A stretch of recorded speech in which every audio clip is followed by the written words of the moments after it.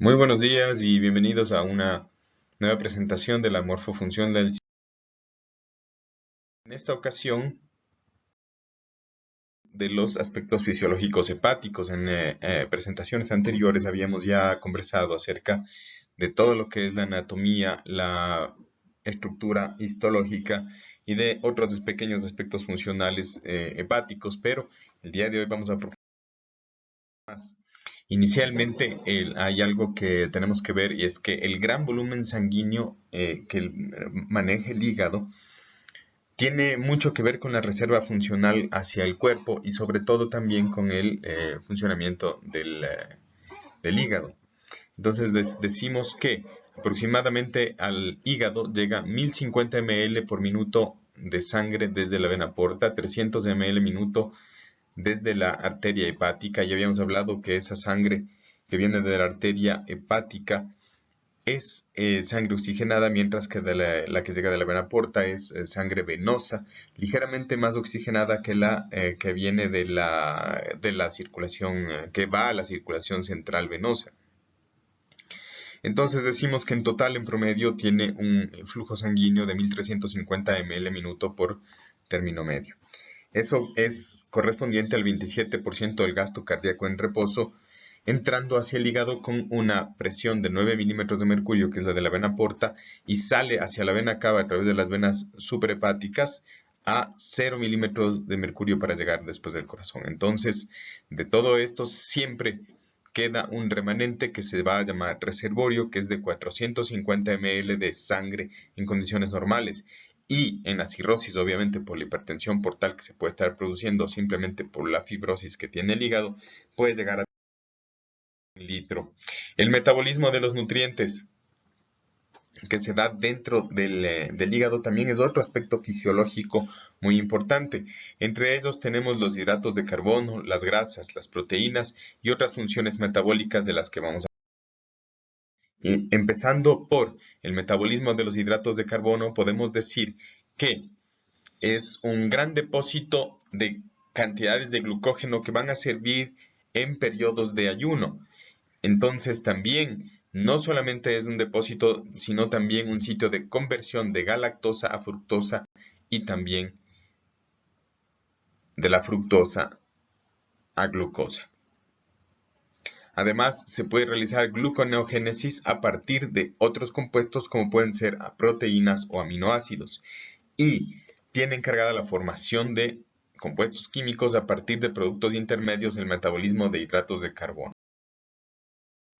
En cuanto al metabolismo de las grasas, podemos decir que se producen aquí la oxidación de los ácidos grasos para proveer energía destinada a funciones corporales, la síntesis de grandes cantidades de colesterol, fosfolípidos y casi todas las proteínas, la síntesis de grasa a partir de proteínas y de los hidratos de carbono, las grasas neutras, así como los ácidos grasos y glicerol, la oxidación beta, la formación de acetilcoenzima A, el ciclo del ácido cítrico y obviamente la formación de energía a través de estas últimas mencionadas. Podemos decir también que inicialmente, a pesar de que no está escrito aquí, el 80% del colesterol que se produce en el cuerpo viene del hígado.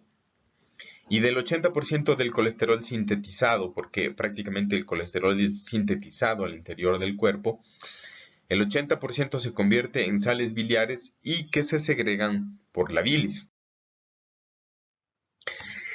En cuanto al metabolismo de las proteínas, podemos decir que se encarga de la desaminación de los aminoácidos, de la formación de urea para eliminar el amoníaco de los líquidos corporales, la formación de las proteínas del plasma y la interconversión de distintos aminoácidos y síntesis de otros compuestos a partir de los aminoácidos. Además, el 90% de las proteínas sintetizadas en el cuerpo se producen en el hígado. Por lo tanto, si hay un daño hepático, se producirá una hipoproteinemia y por tanto terminaremos en ascitis. Recordemos que la ascitis es la acumulación de líquidos dentro de la cavidad peritoneal, que puede en algunos casos llevar a tener hasta 10 litros o 12 litros de líquidos en la cavidad peritoneal, con el correspondiente pérdida de electrolitos, solutos, proteínas y otros compuestos importantes para mantener la homeostasis. Otras funciones metabólicas desarrolladas en el hígado son almacenamiento de vitaminas, como por ejemplo la vitamina A para 10 meses, la vitamina D para 3 a 4 meses y la vitamina B12 mínimo para un año. El depósito de hierro en forma de ferritina, la ferritina tan comentada ahora porque los niveles altos de ferritina han sido asociados con un mal pronóstico en cuanto a al COVID que estamos viviendo en este momento. Produce sustancias de coagulación de la sangre, como por ejemplo todos los vitaminos K dependientes, como son el factor 2, el 7, el 9 y el 10. Miren esa mnemotecnia, 2 más 7, 9 y uno que me sobra 10. Elimina y depura los fármacos y las hormonas y otras sustancias. ¿Qué sustancias y fármacos? Principalmente sulfamidas, penicilina, ampicilina o eritromicina. Toxinas y casi todas las hormonas esteroideas como los estrógenos, el cortisol y la por eso que, haciendo una síntesis de la regulación metabólica y patologías relacionadas, podemos decir que la regulación metabólica del hígado inicialmente tiene un tronco hacia el metabolismo de los carbohidratos que convierte la glucosa en glicógeno. El glucógeno inicialmente puede estar almacenado para formar glucosa cuando se necesite y la patología puede llevar a la hipohiperglicemia. También todo lo que se come, incluidos los hidratos de carbono, finalmente terminarán siendo grasa a través de los capilares del sistema porta. Llegan al hígado y finalmente el hígado comienza a almacenar desde este mecanismo. Está entrelazada la producción de bilis y la cantidad de lípidos absorbidos y producidos. Entonces, en cuanto a la bilis, decimos que la producción de la bilis está por los hepatocitos, aunque no está concentrada en este sector porque se encargan los canarículos. La patología ictericia, obviamente, por la éstasis de bilis, que no solamente lleva sales biliares, sino también bilirrubina. Añadido aquí también decimos, en los lípidos, el hígado puede hacer lípidos usando glucosa. Y recuerden que un lípido está compuesto por glicerol con una cabeza en la cabeza y ácidos biliares en la cola. Los lípidos también, ¿qué sucede con los lípidos en el hígado? Se puede utilizar como energía o fragmentar para utilizarlos utilizarlos como energía, es decir, que se puede almacenar energía o gastar la energía almacenada. Y la patología, obviamente, el depósito de triglicéridos en el hígado, cuando se ha ingerido demasiado, y le ligamos esto al anterior y decir que los hígados grasos entonces son aquellos hígados que tienen o una falla metabólica o un exceso de producción por exceso de ingesta de sustratos. Los aminoácidos, obviamente, hay aminoácidos que ya habíamos visto que son importantes, como por ejemplo para formar compuestos. ¿Qué compuestos? La albúmina, en general, que es sintetizada en el hígado y que puede ser indicativo de patologías cuando no está presente, patologías hepáticas. Y también los vitamina K dependientes para la formación de coágulos. Y obviamente para las cadenas o las cascadas de coagulación. La patología, obviamente, la hipoalbuminemia y problemas de coagulopatías. El último aspecto que podemos comentar es acerca de la detoxificación. Inicialmente decimos que hace degradación de los estrógenos y también hace lo que ya habíamos visto algo antes en lo que es la circulación portal o no circulación portal de los fármacos. Es decir, el primer paso que asegura que ninguna sustancia tóxica pueda entrar a la circulación sistémica. Algunas de estas son destruidas y otras son transformadas para que puedan ser utilizadas. En cuanto a patología, decimos que si es que existe toxicidad, podría inicialmente producirse un angioma como telangiectasias cervicales o cercanas al tórax. cuando hay toxicidad, o en su defecto, si es que, por ejemplo, habría alguna falla en la degradación de los estrógenos, podría haber ginecomastias debido a la mala metabolización de los estrógenos. El hígado, además de esas funciones, también produce bilis.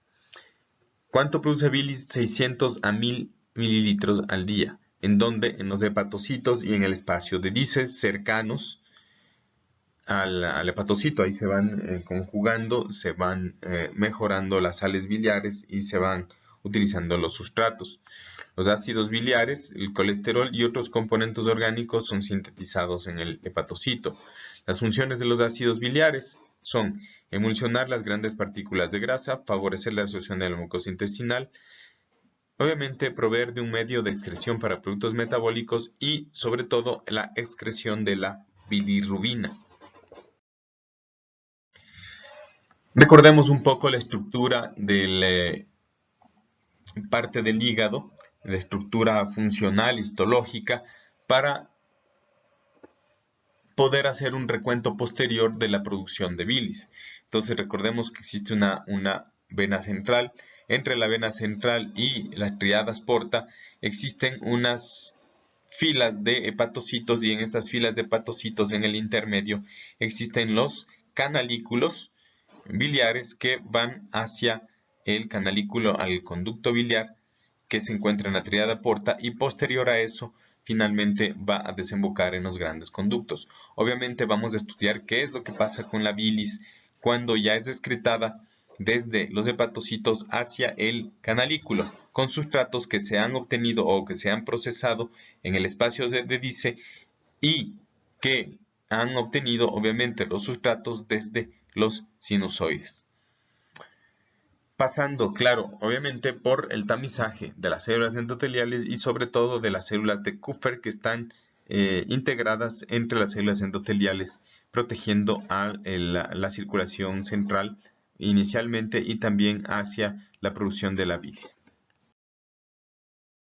Entonces, como ya habíamos dicho, inicialmente la producción de la bilis estaba dada en los hepatocitos, pero la conducción, la secreción y la modificación de la bilis está encargada en otros sectores. Decimos inicialmente entonces que la secreción en los túbulos y los canalículos duplica la cantidad de bilis. ¿Por qué? Porque no solamente existen células productoras en el hígado propiamente dicho, sino también, es decir, no solamente el hepatocito, sino también en los canalículos, como vemos aquí. Existen diferentes tipos de células que también están influenciadas por la somatostatina y la secretina, van cambiando, van siendo células ligeramente mayores, pero que pueden ser estimulados por la secretina y detenidos por la somatostatina a través de todos los ductos hasta poder llegar al conducto hepático común. Finalmente, cuando es producido esta bilis con todos los productos internos que ya que vamos a hablar y vamos a detallar a continuación, pero sobre todo sales biliares y bilirrubina, es almacenado en la vesícula. Esta vesícula con capacidad de entre 30 y 60 ml sin que sea patológico,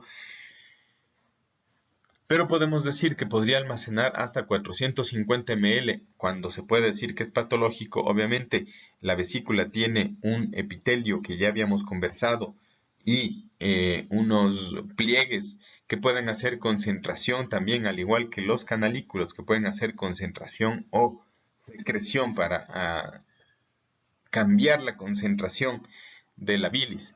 ¿Qué posibilidades tiene la vesícula? Absorción de sodio, cloro, electrolitos y agua, al igual que también puede hacer secreción de estos. Pero sobre todo es absorción.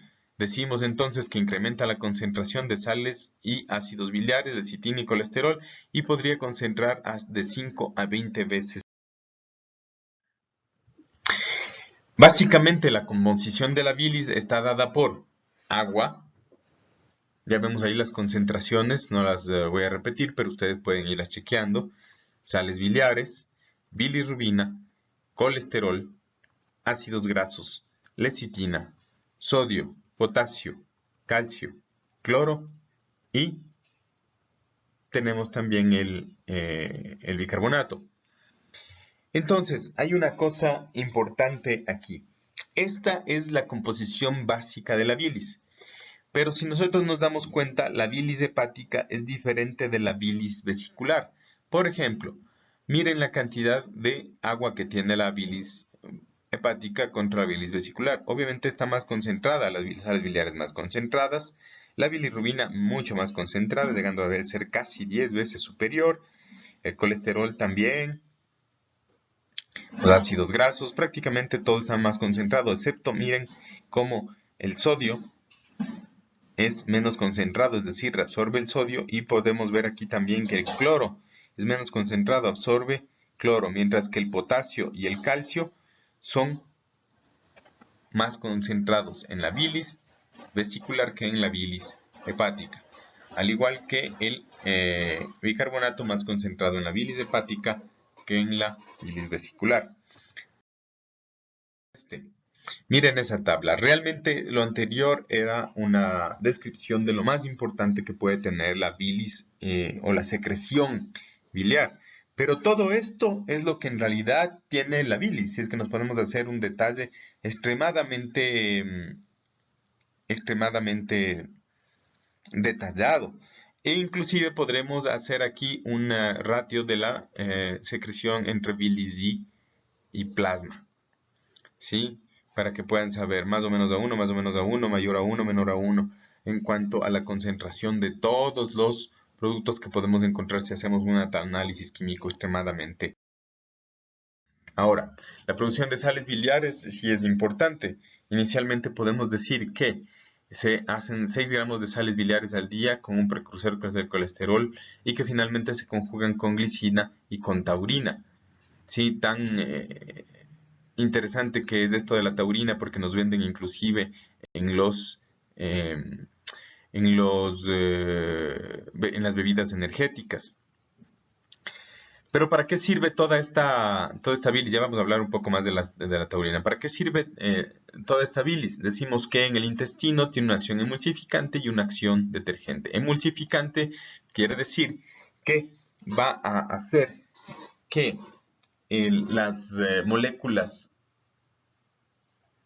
de grasa se fragmenten en pequeñas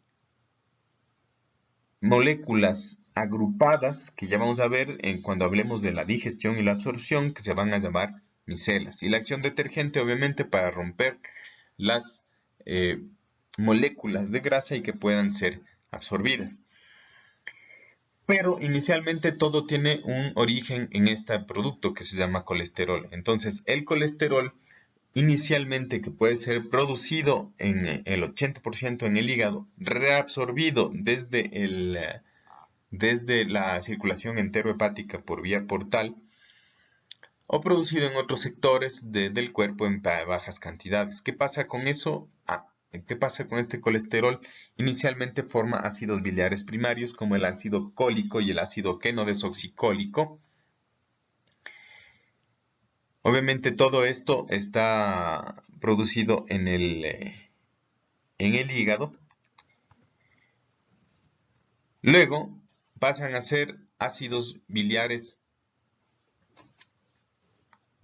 secundarios a través de la deshidroxilación, que puede ser hecha en el intestino como ácidos biliares secundarios, o pueden ser eso en el intestino, o pueden ser conjugados hacia ácidos biliares conjugados en el hígado, como son el ácido glucurónico, el taurocólico, obviamente desde el ácido cólico, o desde el ácido queno-desoxicólico, obviamente el ácido glucurónico, pero las mismas conjugaciones, pero con el ácido queno-desoxicólico.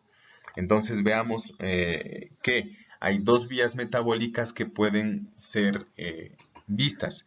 Una que es directamente a través del hígado, que es la conjugación, y otra que es la deshidroxilación, que se produce desde estos dos ácidos en el intestino a través de la acción de las bacterias que es la formación de ácido cólico a desoxicólico y queno-desoxicólico a litocólico. Esos también pueden producir otros mediante la conjugación, pero luego de hacer una recirculación hepática después de haber sido deshidroxilizados.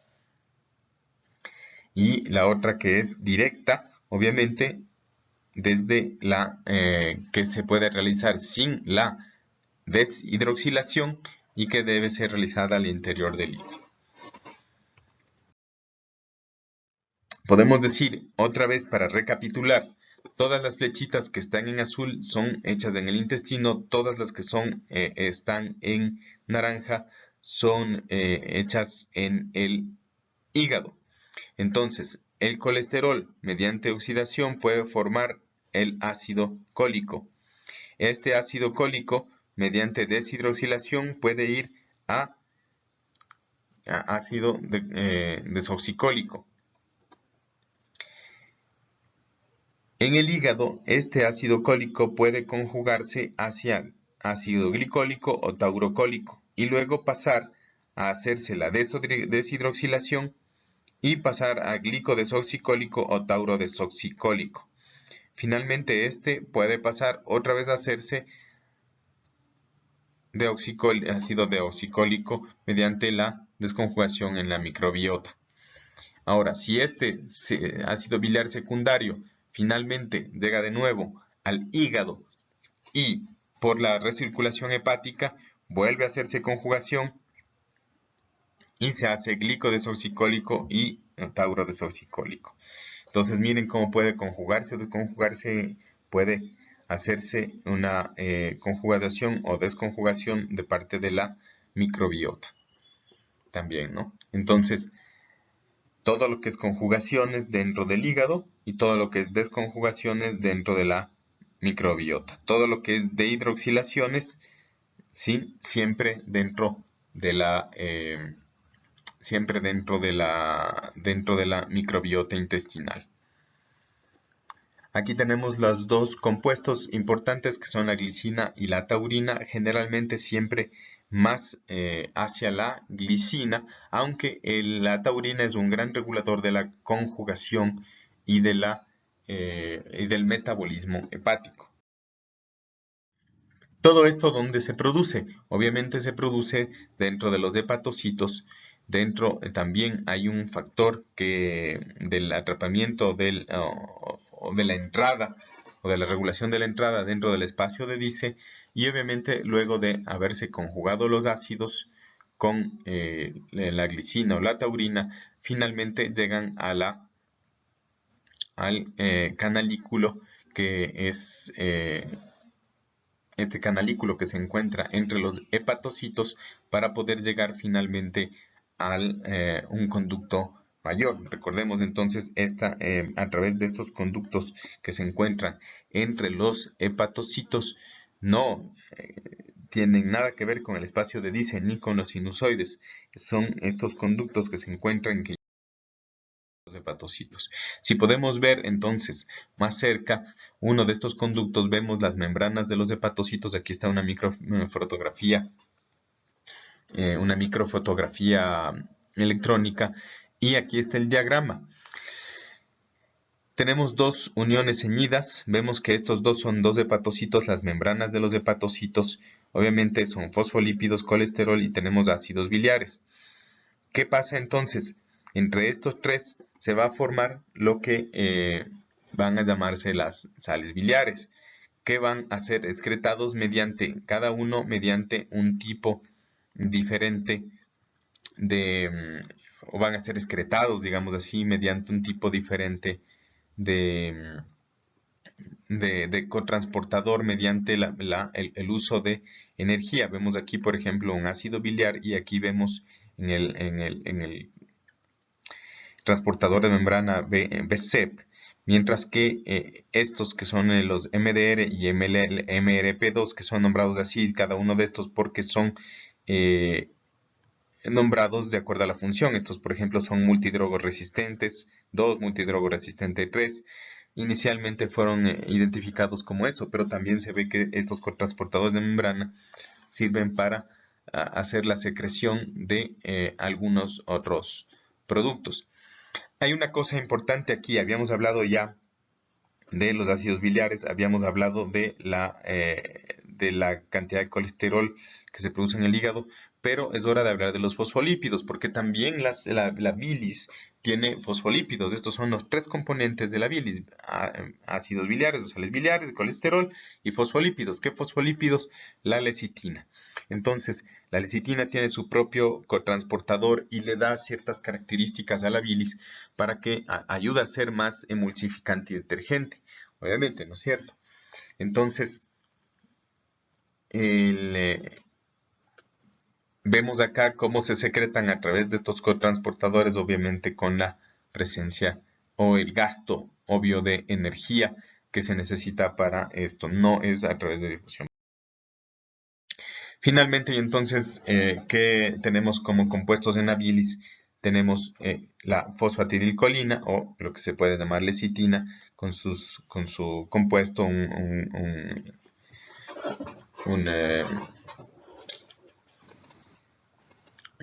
su fórmula química. El colesterol, obviamente hidroxilado con su fórmula química.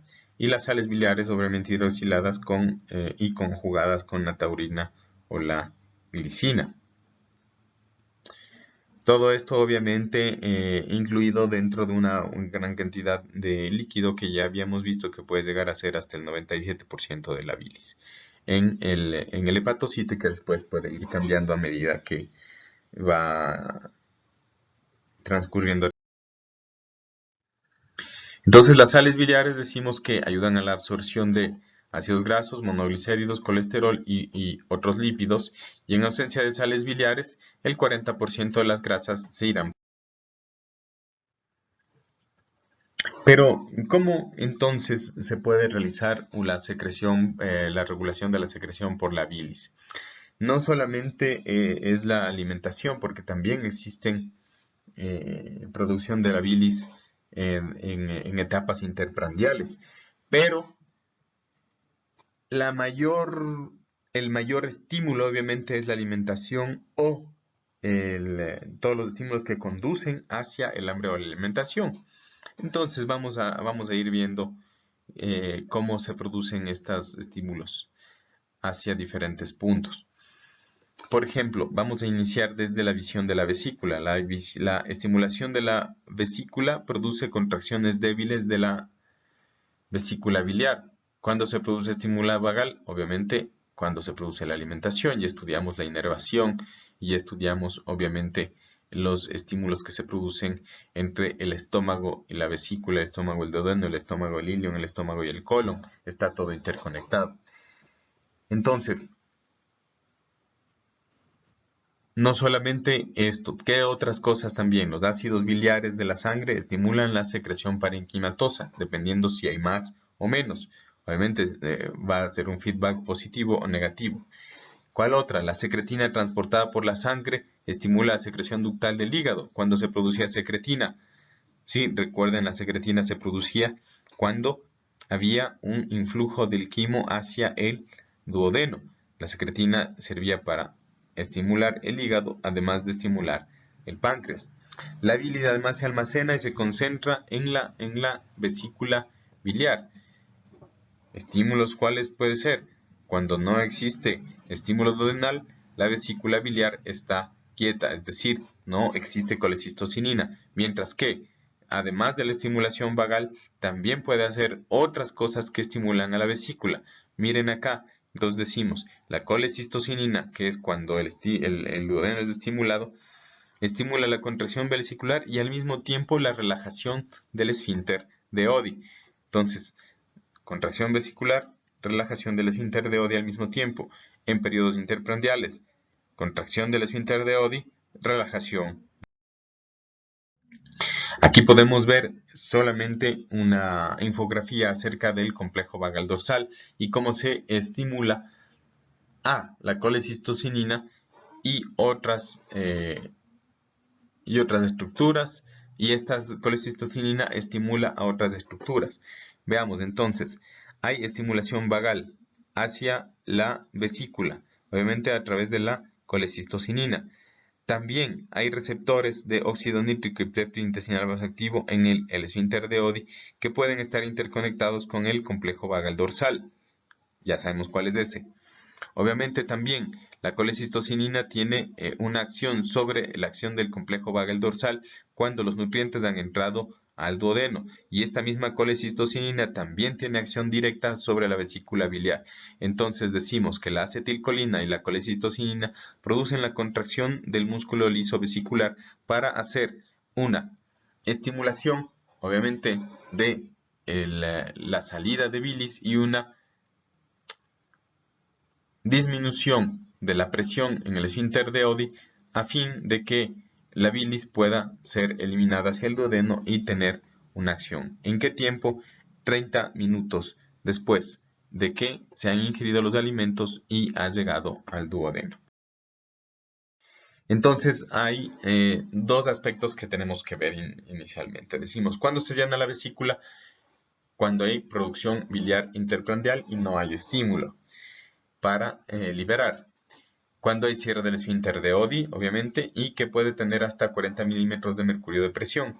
Y cuando hay un vaciamiento, cuando hay un estímulo de la colecistocinina, 30 minutos de alimentación, apertura de las válvulas de Heister, apertura del Oddi. Ahí están las presiones a las que funcionan normalmente. Cuando se estimula la vesícula, obviamente sale bilis mucho más concentrada de la bilis que sale de las vías biliares o del hígado, y por eso también es bastante importante, porque obviamente la acción de la bilis que sale de la vesícula biliar será mucho más fuerte que la bilis que pueda salir solamente de las vías biliares. Se vacía completamente en aproximadamente 1 hora en impulsos repetidos. Entonces decimos que no solamente, ya habíamos hablado de esto, que la excreción biliar es basal y también es dependiente de estímulos. Entonces, veamos cómo es esto, ¿no? Entonces decimos, los hepatocitos normalmente tienen una secreción independiente del flujo, una secreción dependiente del flujo biliar. Es decir, esto van a producir independientemente de si coma o no coma un paciente. Esto van a producir los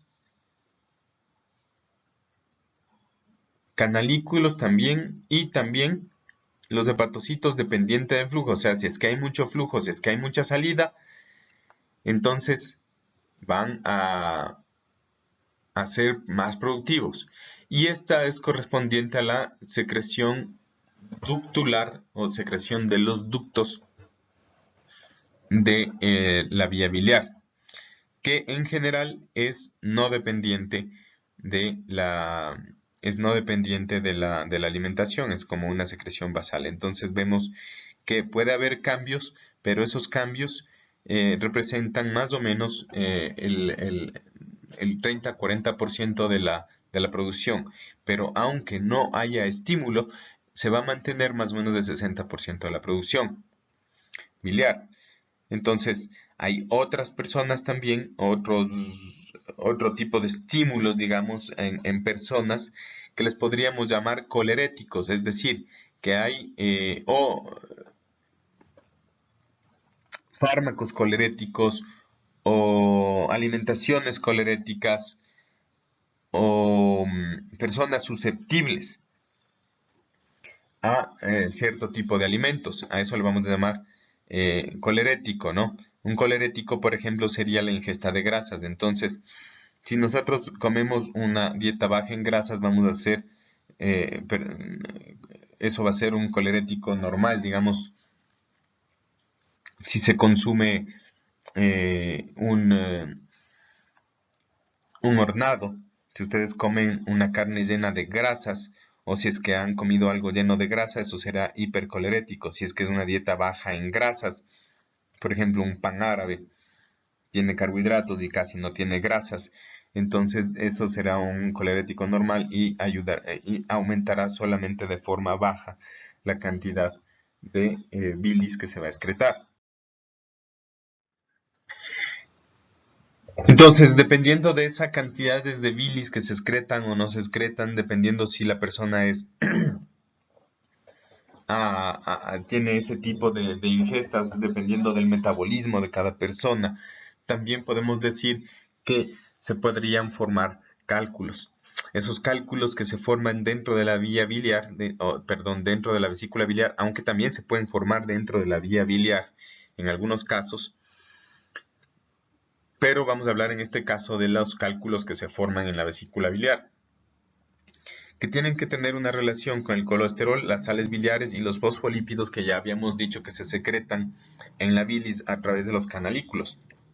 Y tienen que tener una relación constante, porque si esa relación cambia, es decir, se conservan demasiado los cálculos dentro de la vía biliar o las dietas ricas en grasas hacen, y dependiendo de las grasas, hacen que se secreten más fosfolípidos o menos sales biliares, o inclusive simplemente porque la falla metabólica de un grupo familiar hace que haya un desequilibrio, se van a formar cálculos y esos cálculos finalmente pueden producir enfermedades graves como el síndrome de Mirici, que es una lesión hacia el duodeno, hacia el colon o hacia la pared abdominal. Podría fusionarse porque da colecistitis, irritación, inflamación de la vesícula. Por eso las personas tienen que finalmente ser operadas y extirpada su vesícula. Y esto llega a pasar en el 12% de los casos, en el 12% de los pacientes. Dicho sea de paso, y ya habíamos dicho en la clase anterior, la vesícula y las vías biliares son la primera causa de patología por la que se ingresan pacientes en un hospital. Obviamente, claro, dependiendo de la dieta, en diferentes culturas cambiará esto, pero en la cultura americana occidental que nosotros tenemos mezclada con el indigenismo, tenemos este tipo de patologías bastante frecuentemente. Hasta el 12% de la población. Entonces, lo que habíamos dicho aquí, tenemos una relación entre el colesterol, los fosfolípidos y las sales biliares. Esa relación tiene que estar en una zona que se vamos a llamar zona micelar. Esa zona micelar es esta. Mientras la bilis se conserve en esta zona micelar, entonces no se van a formar cálculos. Pero miren, si es que la relación entre estos se orienta hacia este lado, vamos a tener micelas y vesículas, lo que podría llevar a tener bilis espesas y probablemente generación de cálculos a través de los cristales líquidos. Pero si es que vamos yéndonos hacia la zona del colesterol, se van haciendo cada vez los cristales mucho más duros y se hacen mucho más cálculos mucho más duros y mucho más difíciles de tratar. Probablemente estos cálculos sean más comunes. Aquí vemos nosotros una vesícula en la que se ve paredes inflamada con colecistitis, se ven las paredes gruesas, llena de cálculos, esos cálculos pigmentarios, esos cálculos de otro tipo, estos cálculos más cuadrados, véanles que estos que son un poco más redondos, aunque también tienen ciertas. Finalmente, entonces vamos hacia lo que se llama la circulación hepática. Decimos que la circulación enterohepática, es decir, la bilis que sale a través de las vías biliares, finalmente puede regresar al hígado en un 94%. Es absorbido en el intestino delgado proximal más que en el distal. La bilis puede ser 17 veces este reproceso. Y en general hay 2.5 gramos en circulación. Miren que no es una cantidad enorme, es una cantidad poco significativa, pero sin embargo con gran acción. Tiene una producción variable y obviamente dependiente de la dieta y de la recirculación. Y si una persona tiene una fístula, recordemos, una fístula puede ser una comunicación entre el intestino proximal y el intestino distal. Puede ser una fístula simplemente de las vías biliares hacia el exterior, luego de una cirugía o una persona que ha perdido un segmento de intestino. Entonces, eso puede aumentar entre 6 y 10 veces la producción, lo cual obviamente tendrá sus consecuencias metabólicas. Hablamos también de la secretina, que va a aumentar la solución acuosa rica en bicarbonato, obviamente que viene de los canalículos hepáticos, o también obviamente va a poder venir del páncreas.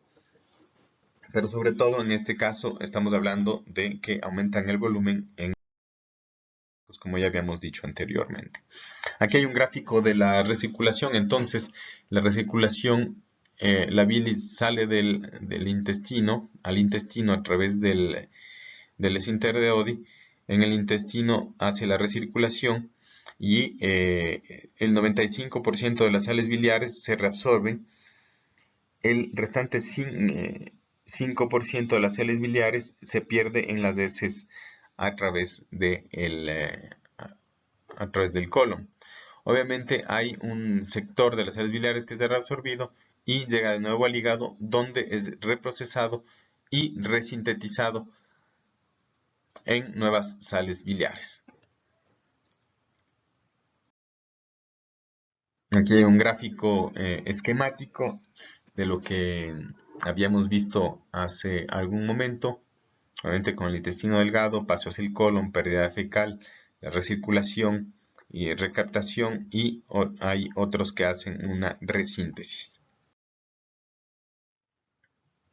Otra forma de ver desde el punto de vista de los compartimentos, obviamente, esto es también en la recirculación hepática y también implica la reabsorción para la reproducción, porque no solamente el colesterol y las sales biliares se reabsorben, sino que también a través de los kilomicrones que son reabsorbidos, que ya vamos a hablar de la absorción en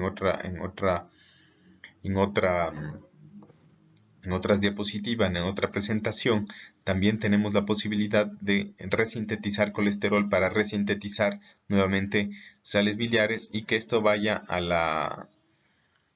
hacia el canalículo biliar, obviamente hacia el intestino, y este nuevamente a través de la sangre portal regresar al, a la circulación al interior del hígado.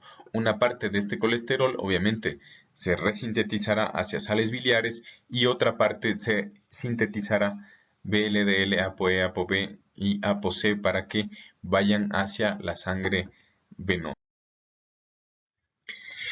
Por último, vamos a hablar posteriormente de las bilirrubinas, aunque esto estaría un poco más explicado en el otro cuadro. Les he puesto aquí, y por qué quiero que lo vean también en este punto, porque también tiene una recirculación, y esa recirculación también depende de algunos puntos en los que la bilis tiene su recirculación.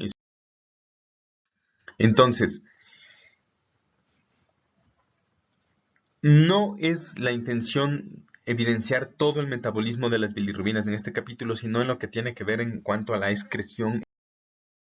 Entonces podemos decir que todo el proceso mediante el cual se producen las bilirrubinas, que no lo vamos a estudiar en este momento, finalmente nos dejan bilirrubinas conjugadas y luego bilirrubinas conjugadas. ¿Con qué? Con lo mismo que las sales biliares. ¿En dónde? En los mismos sitios que las sales biliares.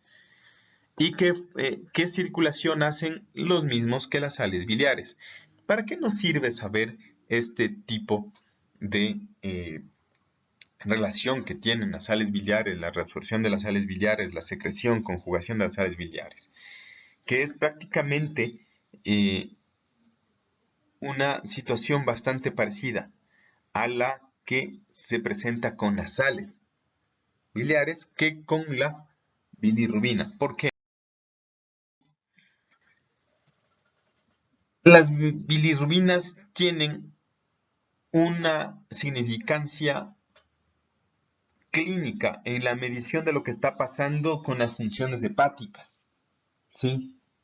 Y si es que ustedes estudian más o menos las recirculaciones, entonces vamos a tener una idea de qué es lo que pasa en este punto con el hígado. Vamos a ver solo esto. Decimos, obviamente, todo lo que suceda en el plasma para producir a través del sistema retículo endotelial, el EM, la hemoxigenasa, se produce la biliverdina y se produce la bilirrubina no conjugada, al igual que existen las sales biliares no conjugadas o ácidos biliares. Finalmente, estos se conjugan ¿dónde? En el hígado. Y después de estar conjugado en el hígado, salen como bilirrubinas conjugadas.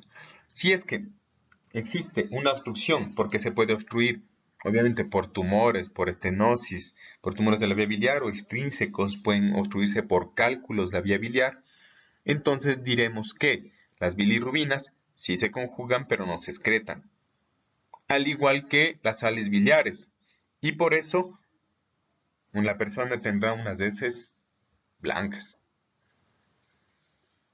Pero si es que el problema está previo entre la bilirrubina no conjugada y la conjugación, entonces nosotros jamás tendremos bilirrubina conjugada. Y sí habrá excreción, pero habrá una excreción de bilirrubina no conjugada. ¿Sí? Y entonces este proceso se cortará, el proceso de conjugación, acción bacteriana, fabricar urobilinógeno, estercobilinógeno, oxidación. Si es que hay, por ejemplo, el stop previo, tendremos bilirrubinas no conjugadas. Si es que hay el stop posterior, es decir, obstrucción a la circulación, obstrucción a la conjugación, daño hepático, aquí, entonces tendremos bilirrubina no conjugada o bilirrubina indirecta. Si es que tenemos obstrucción posterior a la conjugación, sería, por ejemplo, un tumor o un cálculo, y entonces tendremos bilirrubinas conjugadas. ¿Sí? Y estas bilirrubinas obviamente también podrían excretarse a través de los riñones, dando urobilina y una orina negra. ¿Sí? Entonces, si es que hay cualquier obstrucción, sea por daño hepático o por obstrucción de los conductos, finalmente se derivará la secreción de la bilirrubina hacia la orina. Si es que no hay obstrucción, se secretará a través de las heces. El porcentaje que se secreta normalmente, ¿no es cierto? Que se excreta, perdón. Entonces, eso hay que tomar en cuenta al ver si es que por qué una persona puede tener coluria y acolia. En el caso de que no exista esto, acolia; en el caso de que exista mucho de esto, coluria. En el caso de las hepatitis o en el caso de las obstrucciones por coledocolitiasis, por tumores que hacen que las bilirrubinas salgan acá. Pero ¿qué vamos a encontrar en el plasma? En el plasma entonces encontraremos, si es que hay un daño hepático, bilirrubina no conjugada o bilirrubina indirecta, hepatitis por ejemplo. Pero si es que hay un cálculo, encontraremos en el plasma que se está acumulando hacia atrás la bilirrubina conjugada o directa. Y entonces, ¿qué encontraremos? Ictericia. La ictericia es de esa coloración porque se está quedando la bilirrubina al interior y tampoco se está produciendo ni saliendo sales biliares, por lo cual habrá problemas de digestión. Y no solamente coluria y acolia, sino también tendremos esteatorrea. Esteatorrea es decir, heces con grasas que flotan. Entonces, ¿qué decimos que es la ictericia? El exceso de bilirrubina en los líquidos intracelulares. Ya habíamos hablado de esto un poco más. Y generalmente cuando el valor total excede del 1 milímetro por decilitro, ya podemos hablar de ictericia y comenzar a ver pacientes. Hay diferentes formas de ictericia, ya habíamos visto esto solamente como informativo, pero sí quiero que tengan una idea porque podría preguntarles solamente qué significa ictericia prehepática, ictericia hepática e ictericia posthepática, de acuerdo al sitio donde está el daño metabólico. Pero nada más. Y finalmente decimos qué otras patologías pueden estar relacionadas o qué otros signos pueden estar relacionados a las lesiones hepáticas o al mal funcionamiento hepático. Obviamente ya habíamos hablado de la ictericia, hemorragias, obviamente por fallos en la síntesis de factores de coagulación, edema también, porque ya saben que es el edema, por fallo en la síntesis de albúmina, ascitis, obviamente, por hipoalbuminemia, también relacionada a la anterior, ginecomastia por incapacidad de degradación de estrógenos, encefalopatías por la incapacidad de degradación de amoníaco y aminoácidos derivadores, perdón, excitadores derivados de la degradación proteica, y también hematemesis, obviamente, porque ya habíamos hablado por varices esofágicas y ustedes ya saben que eran las varices esofágicas que se presentan cuando hay hipertensión portal, y esa hipertensión portal se presenta cuando existe cirrosis o fibrosis hepática. Eso sería todo en esta lección. Por favor, les voy a enviar un trabajo en relación a esto.